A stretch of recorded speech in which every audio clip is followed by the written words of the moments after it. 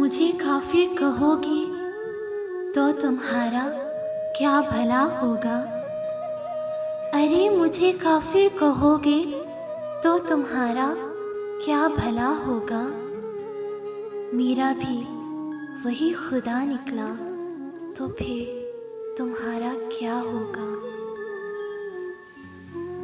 तुम कौन हो, क्या हो, ये अल्लाह के सिवा कोई नहीं जान सकता।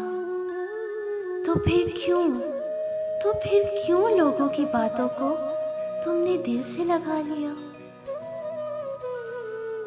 अपने किरदार को जितना अच्छा रख सकते हो रखो, क्योंकि मौत इंसान को मार सकती है मगर अच्छे किरदार वाले हमेशा जिंदा रहते हैं, दिलों में भी और अच्छे लफ्ज़ों में भी। तेरे इख्तियार में क्या नहीं, तेरे इख्तियार में क्या नहीं, मुझे इस तरह से नवाज दे। मेरी यूं दुआएं कबूल कर, मेरी यूं दुआएं कबूल कर, मेरे लब पे कोई दुआ न हो। ज़माने का सहारा तो बज़ाहिर एक दिखावा है। अरे ज़माने का सहारा तो बज़ाहिर एक दिखावा है। हकीकत में मुझे मेरा खुदा गिरने नहीं देता। अर्श वाले मेरी आबरू सलामत रखना, ए अर्श वाले मेरी आबरू सलामत रखना। फर्श में मैं बस तेरे ही आसरे पे जीती हूँ। मोहब्बत इंसान को रब तक ले जाती है, मिल जाए तब भी, ना मिले तब भी। अल्लाह खुद पर कोई एहसान नहीं रखता। अगर आपने उसके लिए कोई चीज़ छोड़ी है ना, तो वो आपको उससे बेहतर चीज़ से नवाजेगा। इश्क इब्तिदा में महबूब को ढूंढता है और इंतहा में खुद को।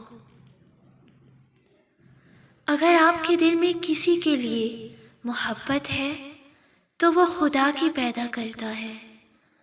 अगर खुदा चाहे तो एक सेकंड में वो मोहब्बत को ख़त्म कर दे आपके दिल से, और अगर उसकी रज़ा हो वो एक पल में ही उस इंसान को आपका बना दे।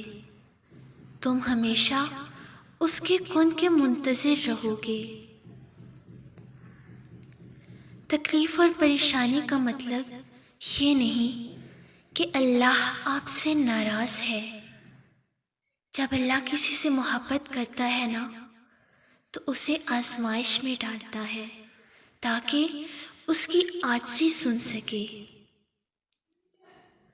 मोहब्बत इस एक लफ्ज़ में इंसान के खुदा तक पहुँचने का राज पोशीदा है, और इस एक लफ्ज़ के अंदर पूरी कायनात है।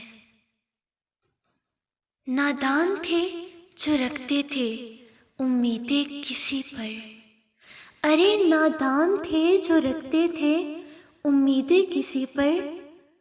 साथे खुदा के अलावा कोई किसी का नहीं होता, कोई किसी का नहीं होता।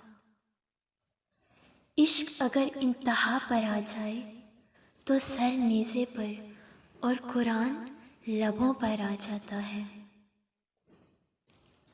जिसको ये इल्म हो जाए कि अल्लाह बड़े गौर से सुनता है, तो फिर वो अपनी कहानी किसी और को नहीं सुनाएगा। अल्लाह तुम्हें इंसान की मोहब्बत से गुजार कर खुद तक लाता है। और जान लो, अल्लाह की मोहब्बत के अलावा दुनिया की हर मोहब्बत दुख देती है, धोखा है, फ़ानी है।